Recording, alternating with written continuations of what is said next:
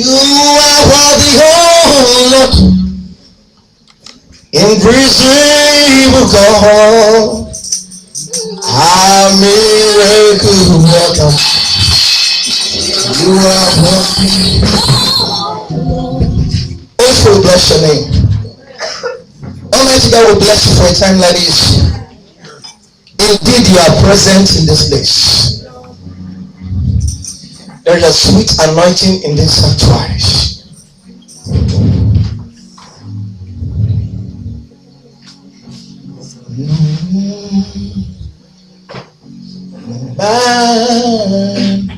On earth, you give glory to himself. All that glory must be to the Allah. God will bless you for a time like this. As we go into the sharing of your word, let your word flow from our both lips, unhindered by any demonic forces. Let it be all of you and none of me. Amen. Let your name be glorified. Amen. 1 Corinthians 2 verse 4 says, not about speaking the enticing word of man, but by the demonstration of the Spirit of God and his power. Acknowledge before all your people that I'm nothing but dust. Genesis 2:7 says, God formed man from the dust of the ground. He breathed upon man the breath of life, and man became a living soul. I'm nothing but dust. But your spirit is he that quickens me. It is your spirit in me that moves among your people. Daddy, acknowledge that it's all about you. Glory to your holy name. Hallelujah. Let us see more of you. Amen. Let there be wonders. Amen. Every problem that your people have presented before you today, for all problems, let there be solution. Amen. There shall be no stone that will be left untouched. Amen. Thank you, Holy Spirit. Glory to your holy name. In Jesus' wonderful name I pray. Amen. If you are blessed, give it to Jesus. Sit down. It will be advisable that we open the windows and the fan can be moved closer to the people of God. As I can see, we need more ventilation. And very soon we buy one of the industrial fans that will blow very well, and instead of these two decorative fans. Amen. Amen. Without wasting our time, the topic of God's word for us today says, opening the floodgate of heaven. Hallelujah. I asked God why he asked me to preach on the topic, opening the floodgate of heaven. And the reasons he gave me prompted me to take my time on the message. And as a result of that, the message will not be concluded today. The Lord said, opening the floodgate of heaven shall become a 3-week revival program. This Friday, I'll give you some part of it. On Sunday, I'll continue. And the next Sunday coming, I'll continue. And that will end the topic. It will be treated for under three services. This Friday, the coming Sunday, and the next Sunday. The answer God gave me for the reason on this topic was that for some reason, some people would have prayed for a long time. And the only thing they are expecting is the result of prayers. But it appears as if something has locked answers to prayer somewhere in the heavens, or somewhere any other place in the world.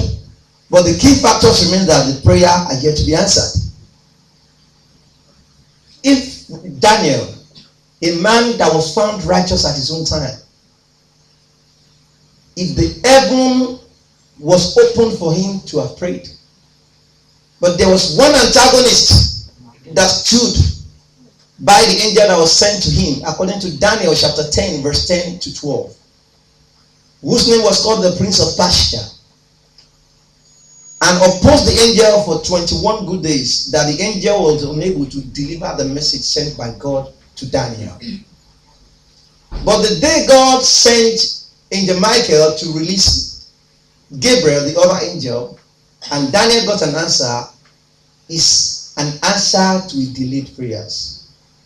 I am here to announce every prayer you have prayed that have been delayed.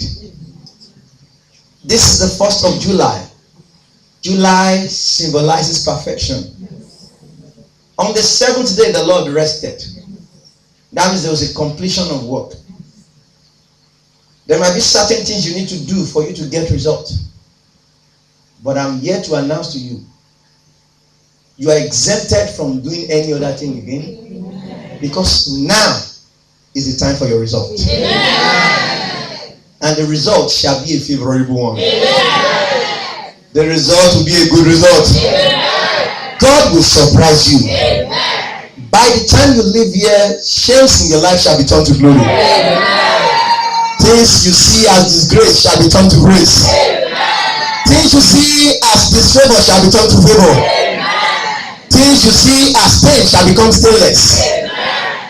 Because the floodgate of heaven shall be opened over your life. What is the meaning of the floodgate of heaven? Floodgate of heaven means an access to everything that is available in the heavenly realm. Access to everything that is available in the heavenly realm. One of the things that is available in the heavenly realm is that they said, on that day,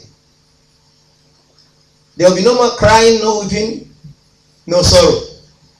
That means if the floodgate of heaven is open over someone, he will not experience sorrow.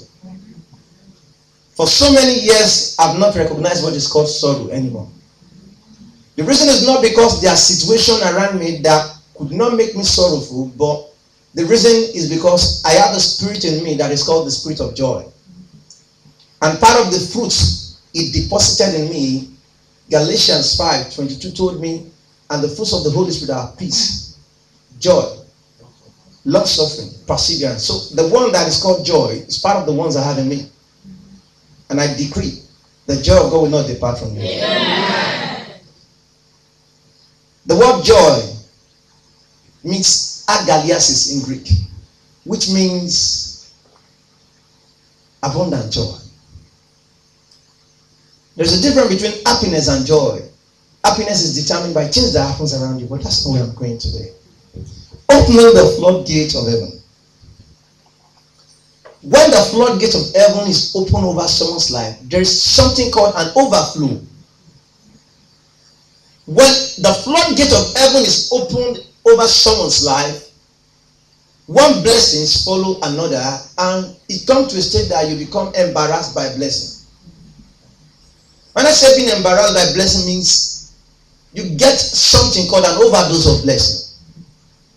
Permit me to use that language. When blessing becomes too much and you say, oh, I don't know what to do again. Just on Monday, someone just called me and said, Pastor, I'm coming to your house.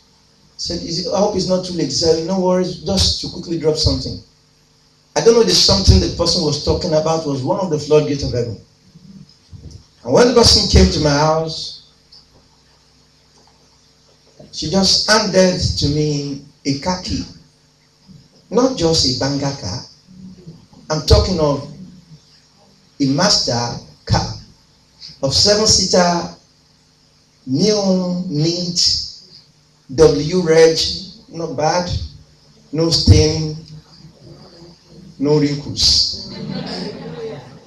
In fact, not the one that I have to struggle. I can just stay from a distance and I'll just press something and you say, pack.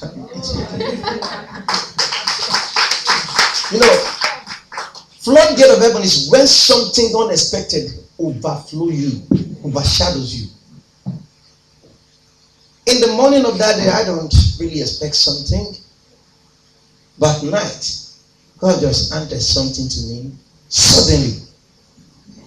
Not knowing that God was up to something. I was walking on the road and he was asking me, he said, among all these cars on the road, which one would you like?